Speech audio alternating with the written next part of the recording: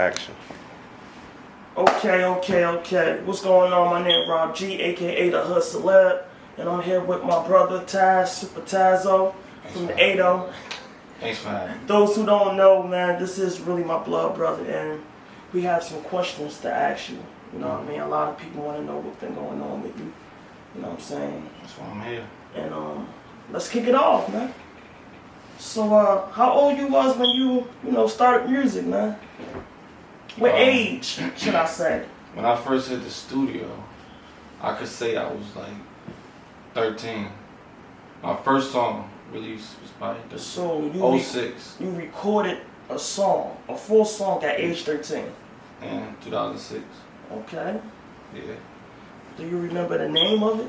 It was actually Money on My Mind. I remixed that, man. Lil Wayne, Money on My Mind. I don't know what got into me. I just started writing. Next thing you know. Who influenced you besides a mainstream rapper? You know what I'm saying? Who influenced you to start rapping? Definitely Jerz. Okay, that's another NJ brother. Jerz. That's another brother of ours, blood brother, NJ Jerz. Shout out to him. I definitely, You know what I'm saying? give his props for that, man. Okay, and how do you feel about music now? From when you first started to now, how you feel the music elevated, or did it elevate to you, or did it decline? Well, I feel like it elevated. Everything elevates over time. Back then, it was only a few people doing music. Okay. You knew the rapper in your hood, or you knew the rapper around your way. Okay. Everybody knew that person. Okay. You know what I mean? But now, like, it's like every neighborhood got about at least 4 to 5 rappers. You know, some of them heating up. So it definitely elevated. And I love what I'm seeing, man. Okay. I love what I'm seeing. I feel like I was one of a kind, rapping at such a young age. But now, man, you got rappers that's a bunch of rappers that was my age when they started. Not to cut you off, but what is your style of rap? Like my style of rap, what I started with was like lyrical, like punchlines. Punchlines. Okay. Yeah, like wicked wordplay. Okay. That was my favorite thing to do because at a young age I knew the stuff I was rapping, people my age wouldn't be able to catch it. Okay, to gravitate to. Yeah, and I always liked that at the beginning. To be like one of them rappers that, of course, this guy that's 15, 14 years old ain't gonna understand what I'm saying. Yeah. You know. Okay, so APS, we hearing APS a lot. Now I know what APS stand for, but for the people, what do APS stand for, and how many members do APS have? APS stands for All Pro Squad. Okay. It was a DJ guy I was rocking with back then. Okay. He was throwing events, bringing big artists out, and I just gravitated to that because that's what I liked. And we had a group called APS. So when I had who was the DJ? DJ? Would you like to say the DJ name? Do you remember the name of the DJ? Yeah, his name was DJ Tarzan.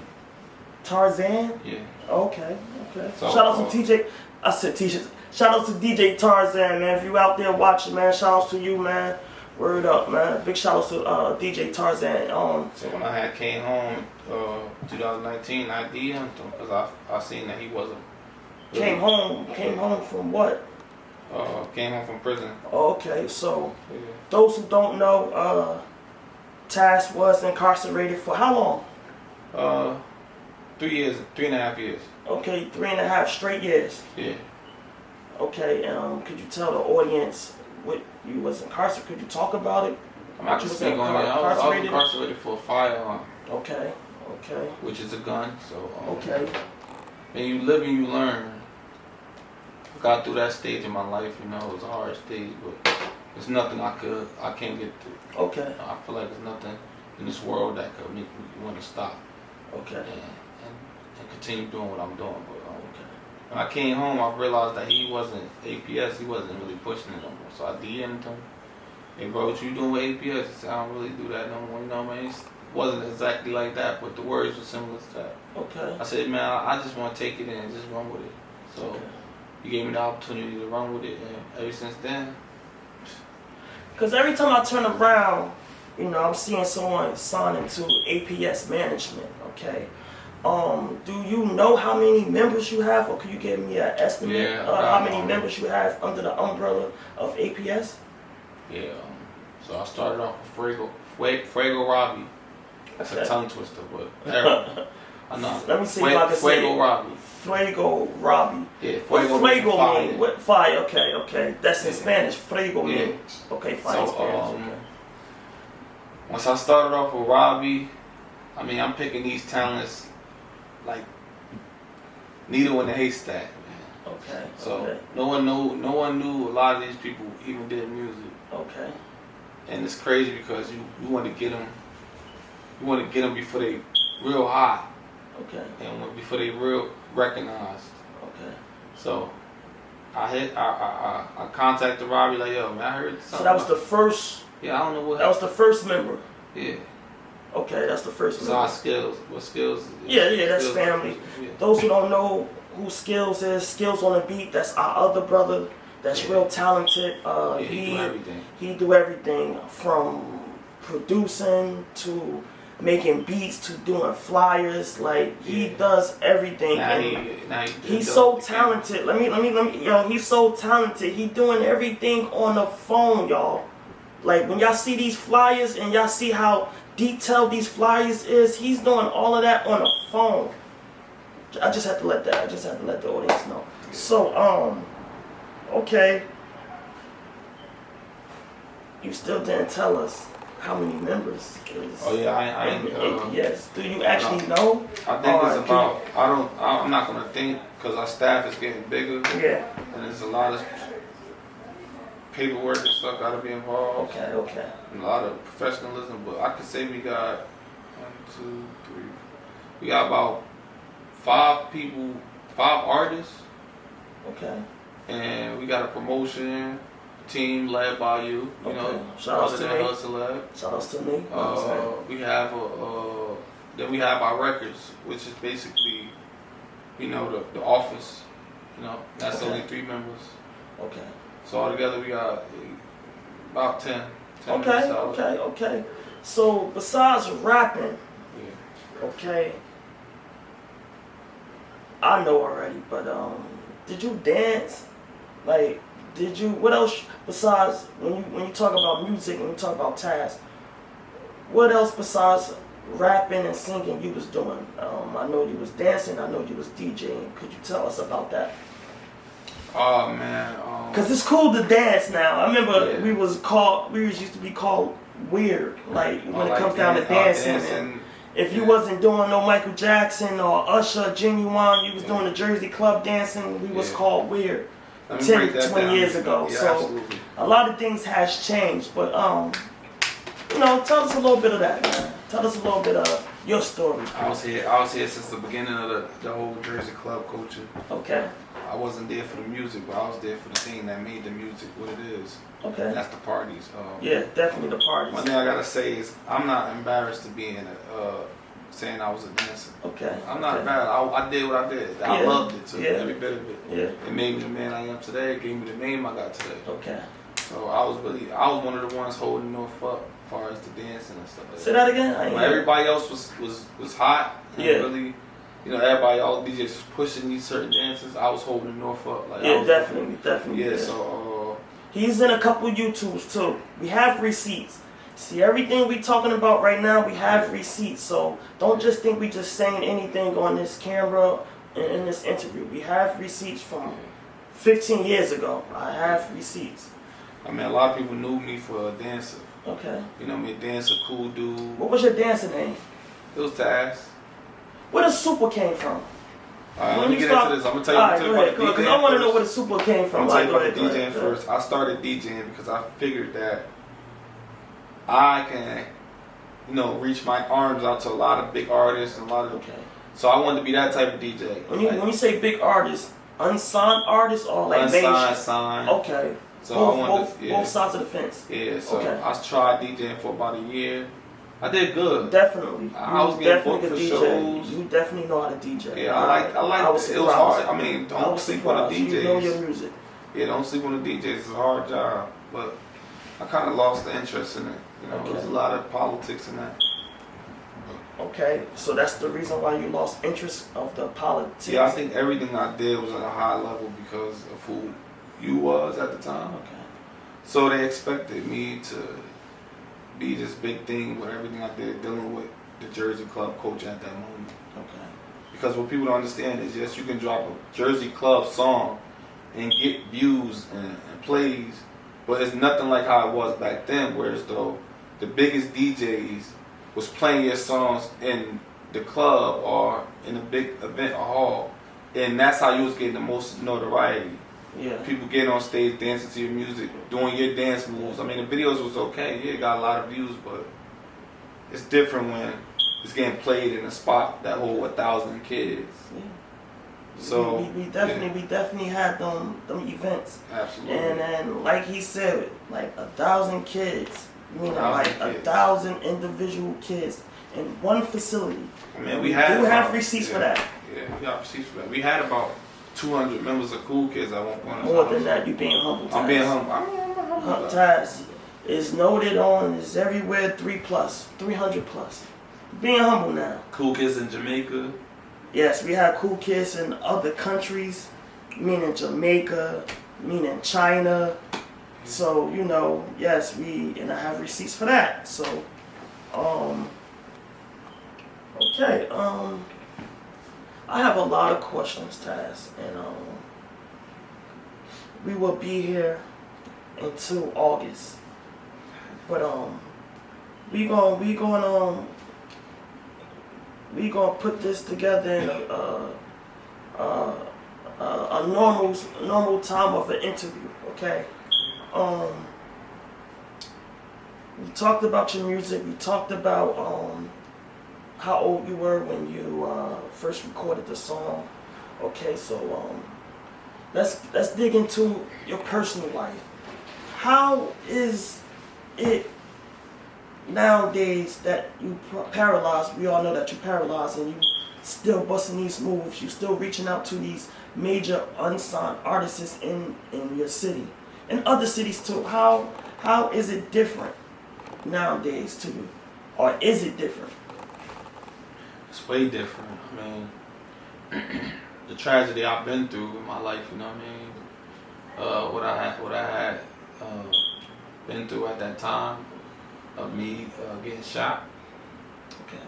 By the time I started healing, I realized that life is bigger than what I was doing, what I was trying to accomplish. Now I can't waste a day. When you say you can't waste a day, what you mean by you can't waste a day? Every day you wake up, you gotta get something accomplished. Okay. I mean, whether you having a relaxed day, whether you had a hard day, I mean, no matter what, man, no matter if you lost a family member, no matter if something happened to you tragically, you can never get time back.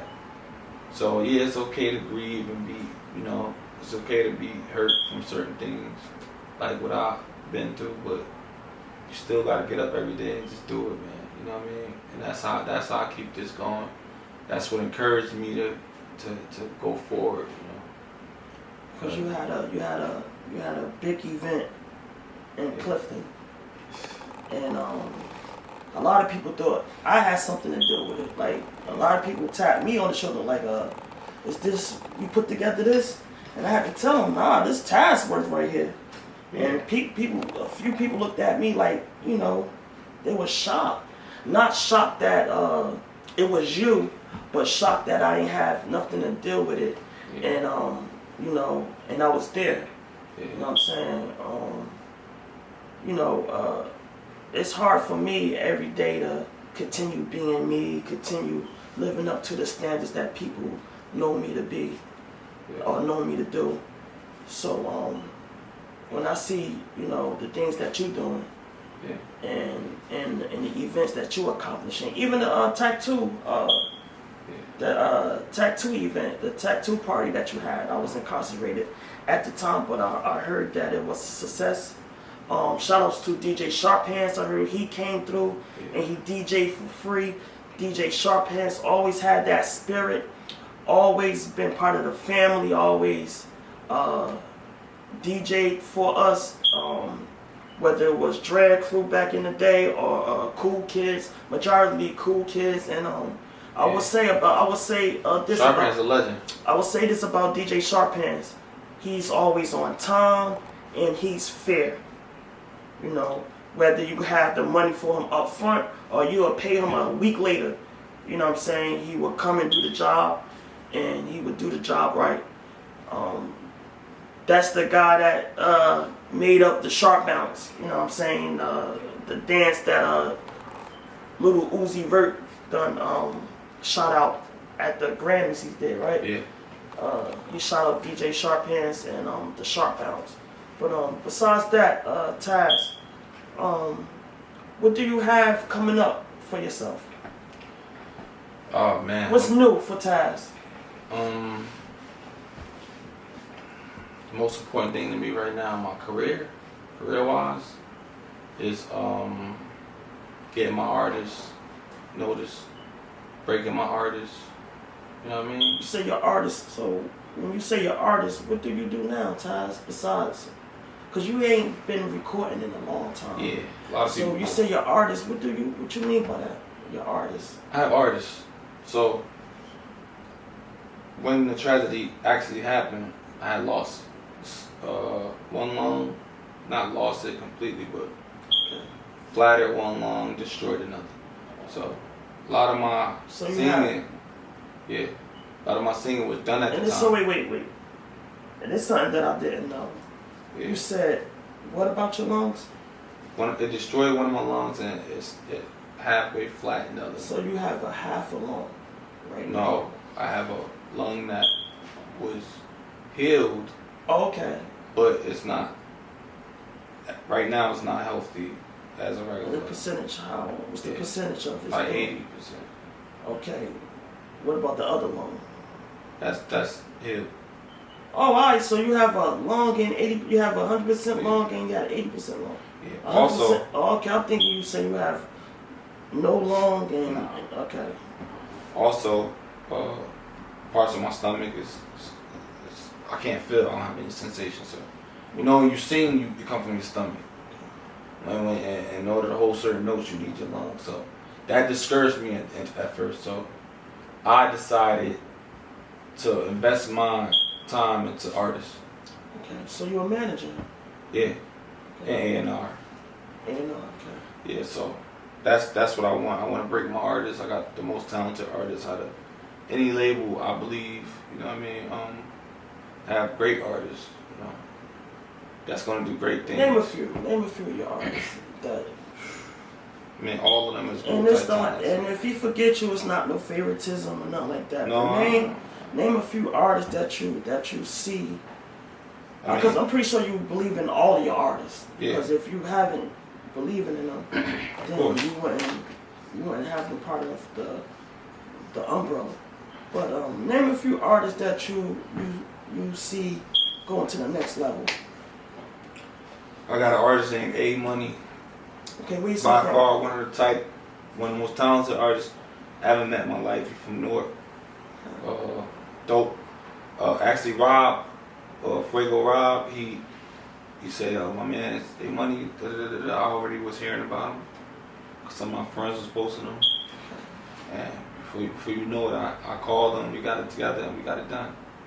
So he's a dope artist. He engineers his own music. Got his own sound. He's just dope. I got an artist named B Groove. Okay. It's my man's. I was incarcerated with him. Okay.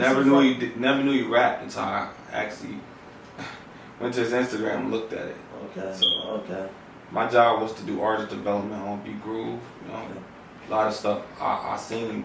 Like, he was a dope ass rapper, one of the dope ass rappers in Jersey to me.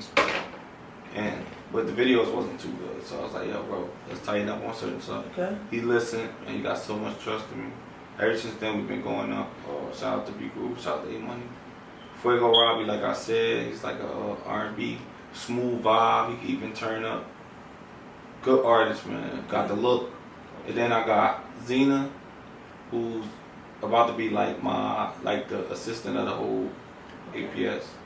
She got the plug. She can sing. Okay. She can sing real good. You know what I mean? And last but not least, skills on the beat.